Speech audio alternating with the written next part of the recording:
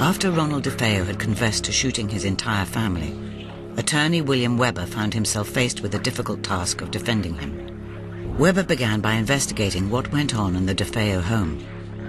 The family life at the DeFeo residence was kind of bizarre and unusual, because on one hand, they appeared to be very religious artifacts throughout the house, statues throughout the exterior of the house. But inside, when Mr. DeFeo was there was constant fighting, bickering, yelling, screaming, activities that would go way beyond normal fighting that families may have.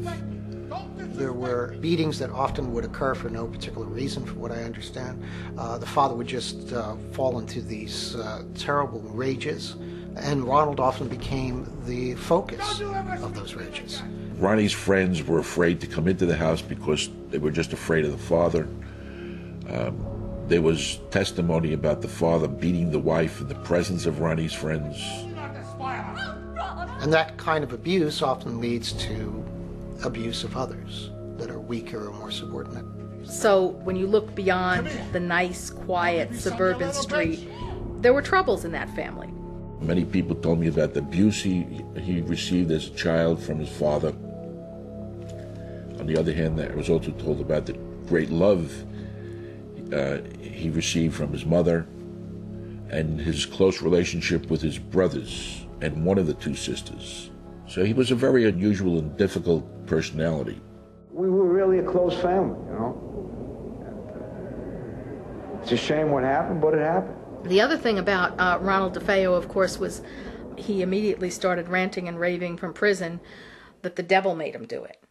Some priest was in the courtroom watching my performance on the witness stand.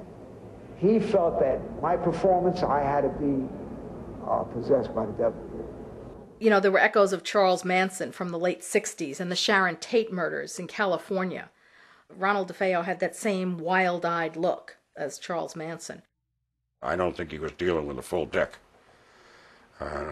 Yeah, you gotta be insane to kill your own family, or well on your way. I asked a friend and associate, Dr. Daniel Schwartz, to interview him. Dan gave a professional opinion that Ronnie was acting in another state of mind, that he didn't understand the nature of his act.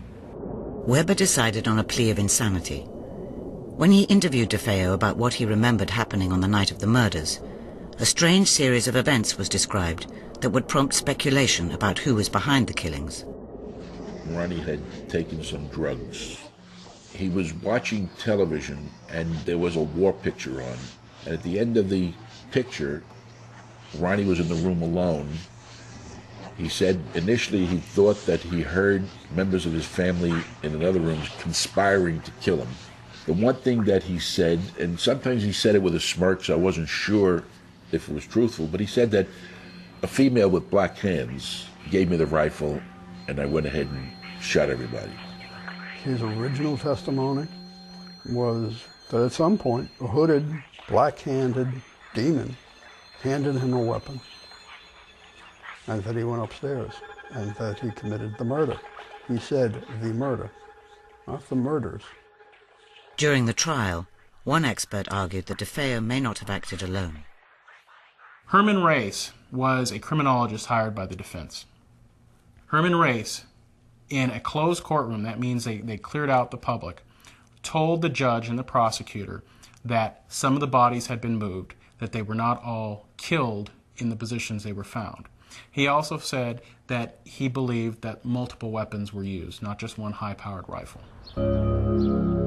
Intriguingly, many years later, journalist Rick Moran was contacted by a drug enforcement agent who told him that he had the DeFeo home under observation at the time of the killings and had seen Ronnie's sister, Dawn, leave the house. On the night of the murder, that operative did see Dawn DeFeo wearing a snorkel-type jacket and gloves come out of the house with a rifle, throw the rifle into the backseat of her car, and drive out towards the point where the city has a dock, which is exactly where the weapon was found by police divers later on. When he told the police that a hooded, black-handed demon came to him and handed him the weapon, but that he didn't move, I believe that it's true. I don't think he was in any condition to move. But the demon that he was talking about was his own sister. Dawn DeFeo's night clothes show unburnt powder, which indicates she may have fired a rifle that night. Moran's theory is that Ronnie and his sister Dawn had plotted to kill their parents together. I think on the night that they decided they were going to do that, Ron was in no condition to be able to do it. And that Dawn took a long rifle and committed the murder.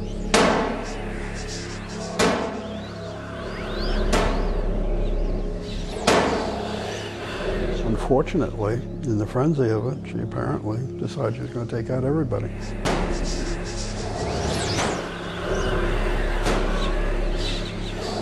I've always been partial to the idea that indeed something special existed between Ronald DeFeo and his sister Dawn.